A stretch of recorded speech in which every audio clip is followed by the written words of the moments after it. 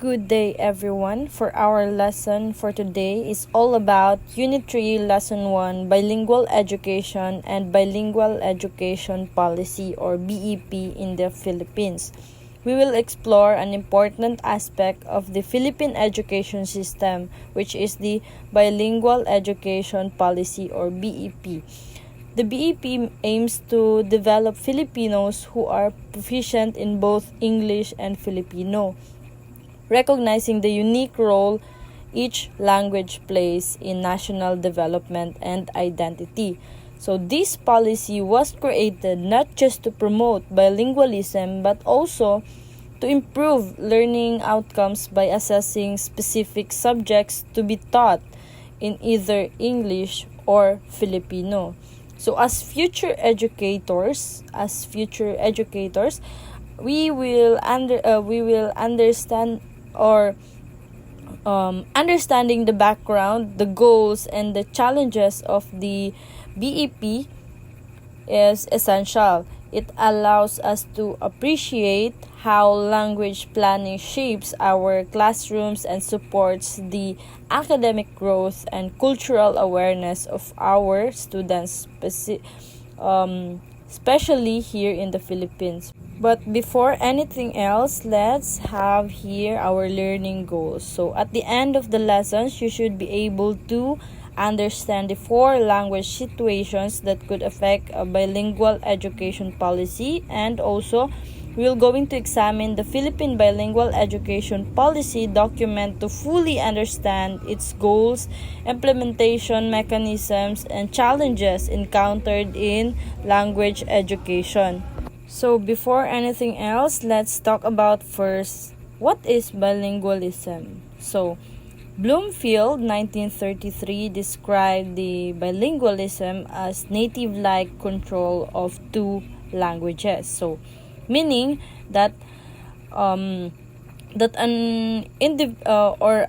bilingual individual, in his view, must be able to speak, able to understand, able to read and write in both languages with the same fluency, accuracy, and confidence as a native speaker of each. For example, a student from Cebu who speaks Bisaya or Cebuano fluently at home and uses Filipino in school and daily communication, and can confidently switch between the two.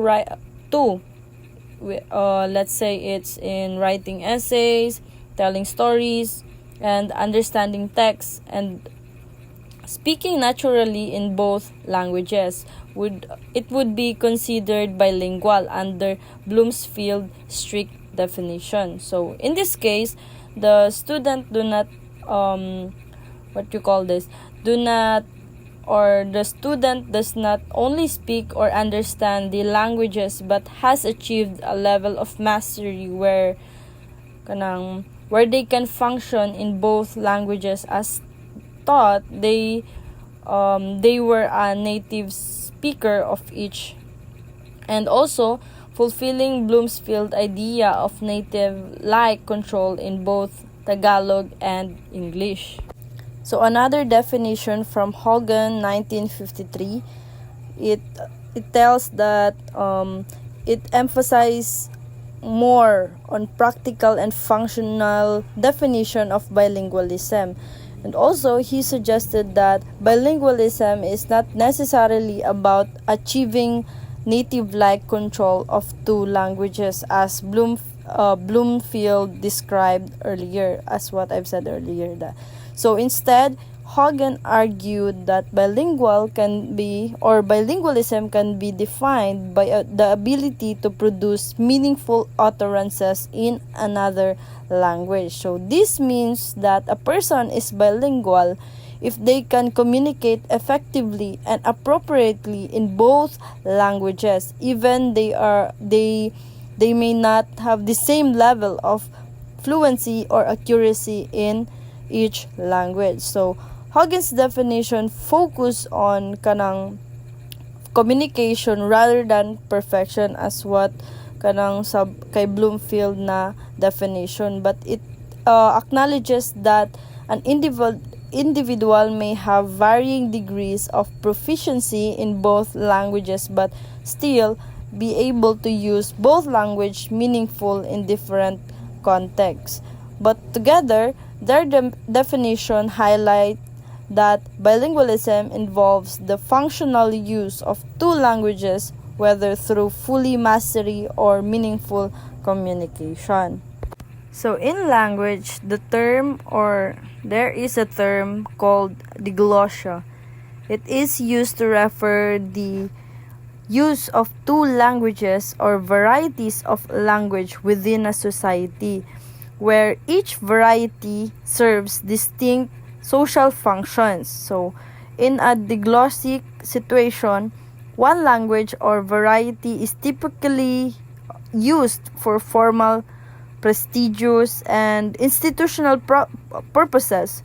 It is known for the high or the H variety, while in the other is used for everyday, for informal communication, like in everyday use of communication. It is known for low or L variety. Take note of this. So these languages of varieties coexist in the same community with clear distinctions about where and or when and where each is used, depending on the social context and setting.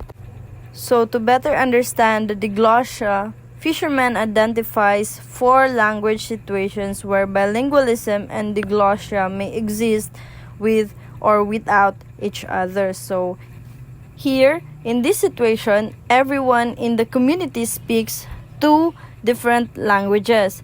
This is bilingualism, so, because the community speaks two different languages, diba? But these two languages are also used in different situations, which shows diglossia. So, in some communities, both like bilingualism and diglossia can occur at the same time. For example, let's say the majority language is Filipino and the minority language is Ilocano. People in the community are bilingual because they can speak both Filipino and Ilocano. They use Filipino in formal situations such as in school, watching the news, talking in government offices, or attending official events. This makes Filipino the high variety or the H variety. On the other hand, they use Ilocano in informal setting like talking to family at home, chatting with neighbors, or sharing jokes or casual stories lang, good, making it low variety. So this situation shows diglossia because each language has its own specific role or function in society. Therefore, it is both bilingualism because yun na nga, sabi ko kanina na two languages are spoken, and it can also be diglossia because each language is used in a different context, which is akong example kanina, yung Filipino used in watching the news in school, which makes it high. Then the Ilocano uses in daily conversation or in daily or casual talk lang. So how do you think these language situations affect a bilingual education policy? So since people use both and main languages and less common one, but each is used for specific purposes, as what I've said earlier. So bilingual education policies here are strong and helpful, or help students learn and use both languages well. However, they might be separate the roles of the two languages, because while both are supported, students may feel pushed to focus on the more prestigious language for better opportunities in school and work. According to the study of Sayahi 2016, that even though ang education policies promote literacy in the formal language. Students may feel linguistic insecurity if proficiency in the second language is required for academic advancement. So this can lead to skepticism about the effectiveness of bilingual education if not both languages are equal supported and valued. So according to her, that education should promote a policy that gives support learning both the main and the local languages. So this helps connect different cultures, makes students feel more confident about their language skills, and improves how bilingual education works overall. So let's move on to the situation 2, the diglossia without bilingualism. So in the situation number 2, diglossia exists without bilingualism. So this means that the community has two languages being used, but each group of people only speaks one language, not both. So for example, one group may speak only Filipino while another group speaks only Maranao. The Filipino speakers use their language in formal setting like education or government, while the Maranao speakers use languages mainly in everyday conversation with or within their community. However, since each group only speaks one language and not both, they are not bilingual, 'di ba? Kaya isa lang man. So, the society still follows the pattern of diglossia, where different language are used for different purposes, 'di ba? Kay ganina anak ko, 'di ba nga, ang Filipino speakers use setting like education and government, which is high variety, and Maranao's speaks use in mainly everyday conversation, which is low variety. So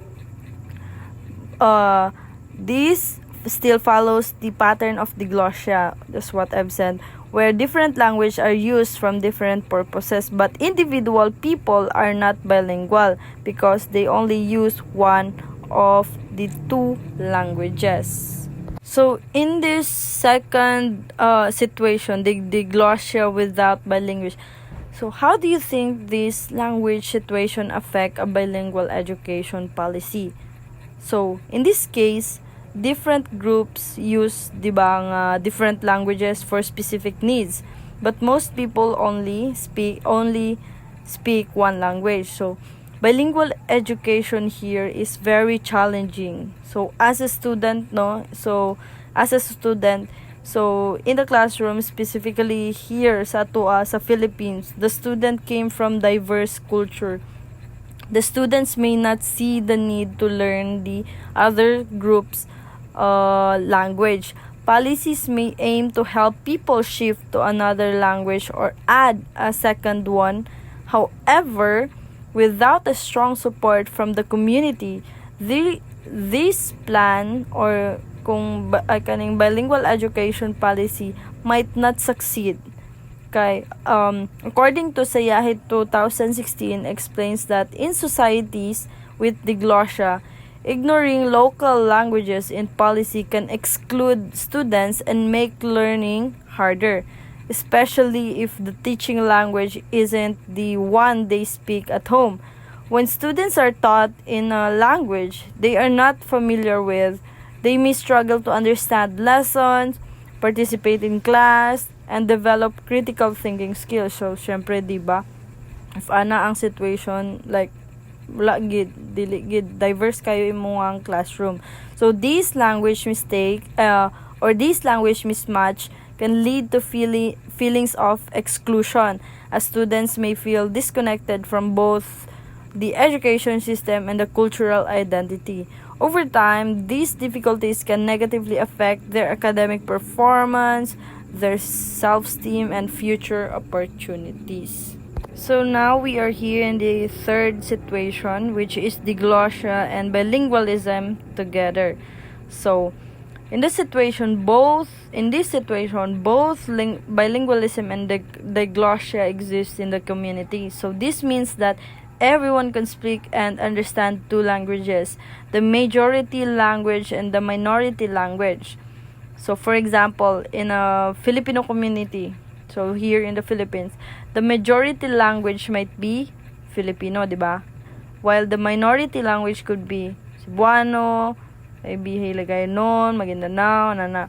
People use Filipino in formal settings like education, government, public speeches, which makes it high variety.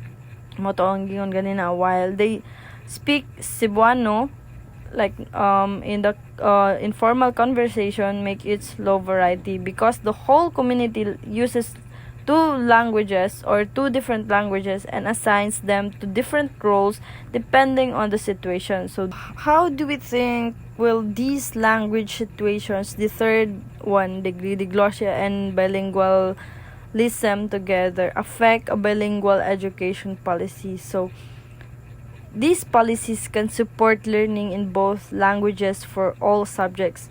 It allowing students to use both flexibly. This leads to strong academic and mental benefits. So, the study from Arizona and Europe 2019 that bilingual education in such settings improves academic achievement in both languages and overall cognitive skills sa bata or sa estudyante. So, bilingualism here is associated with positive educational outcomes since it is kanang nagkulab ang diglossia and bilingualism together. So now let's move on to the situation number 2, diglossia without bilingualism. So in this situation, neither bilingualism nor diglossia exist. So this happens when a once linguistically diverse community where many languages or dialects were originally spoken is forced to use only one language. For example, if a community that used to speak both Filipino and the local language like kanang ug sa kuan pa ka taga or Kapampangan ka is required by law, education or media to use only Filipino. The people eventually stop using their native or minority language. Over time, the younger generations grow up speaking only Filipino and the local language disappears. So, 'di ba, may bad side diri adapit sa situation number 4. So, as a result, the people are no longer bilingual. So, and there's no diglossia because there's no division of language use between formal and informal settings. So, may mo na siyang kanang monolingual ang community with just one language used in all situation. So, in this situation, how do we think these language situations affect bilingual education policy? So, bilingual education is like to be minimal or absent, 'di ba?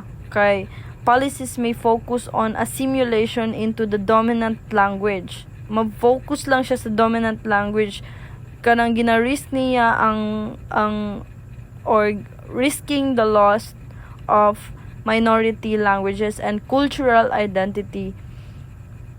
So,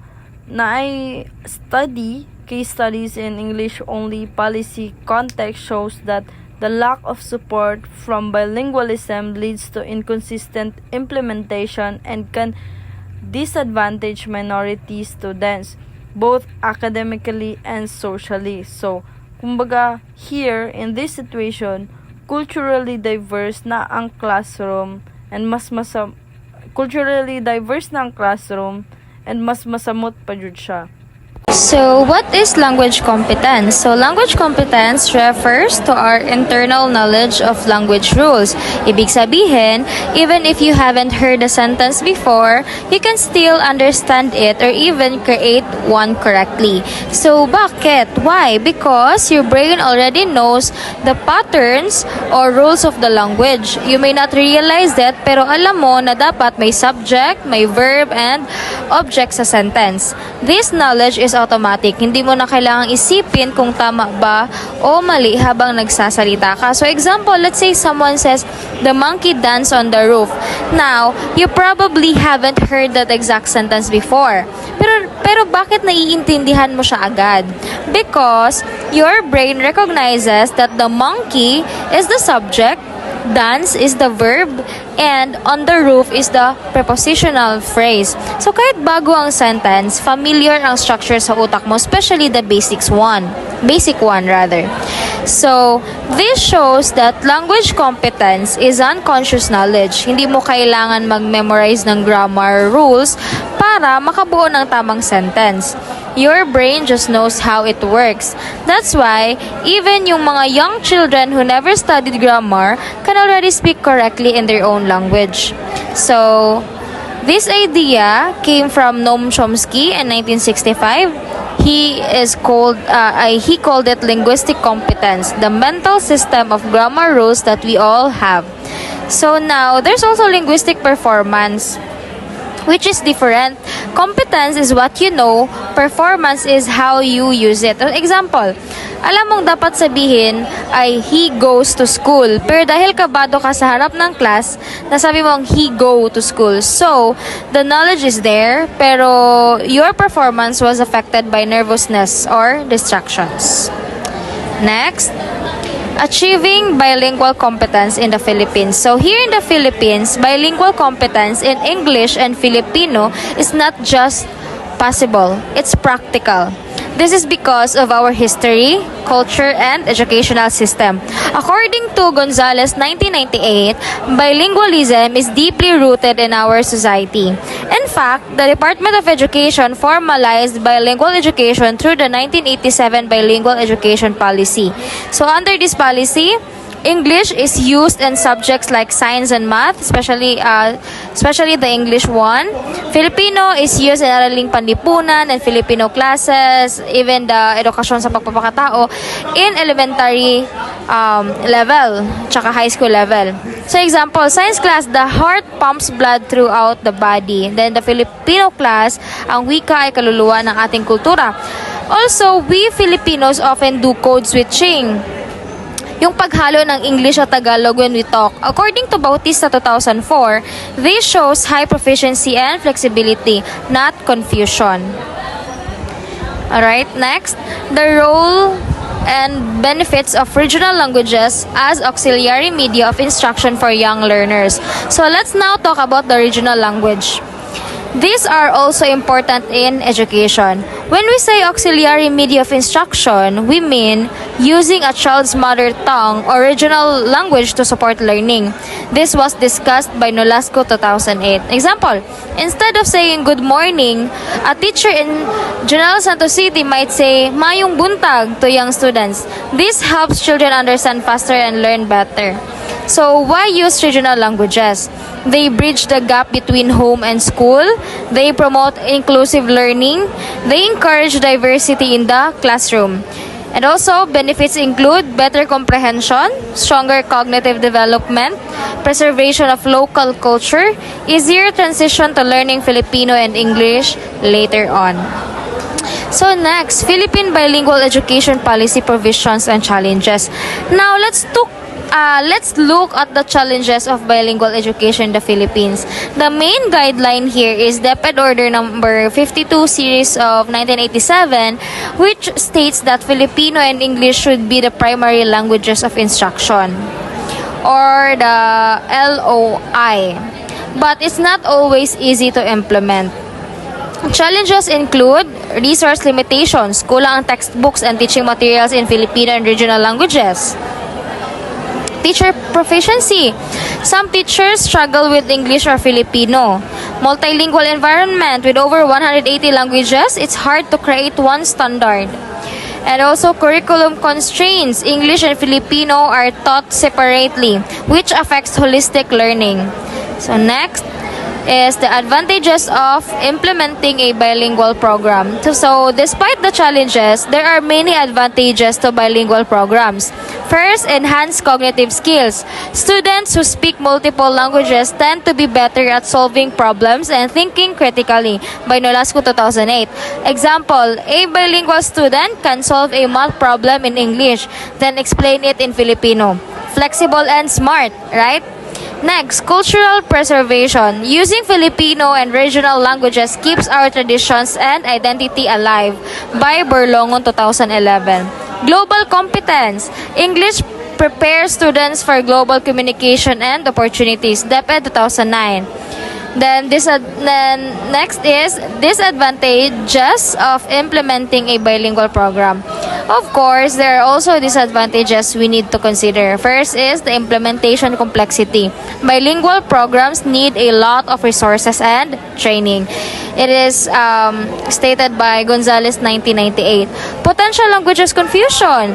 If instruction is poor, students might mix up rules and grammar. That is by Nolasco 2008.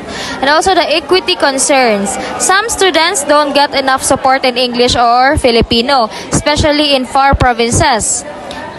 By UNESCO 2003. So let's have an example. A student from a remote area might only hear Ilocano at home. So learning English and Filipino at the same time without support might be hard. So to sum up, language competence is what you know about the language. Language performance is how you use it in real situations. Bilingual competence in the Philippines is both achievable and beneficial because of our policies and culture. Regional languages are helpful tools in early education.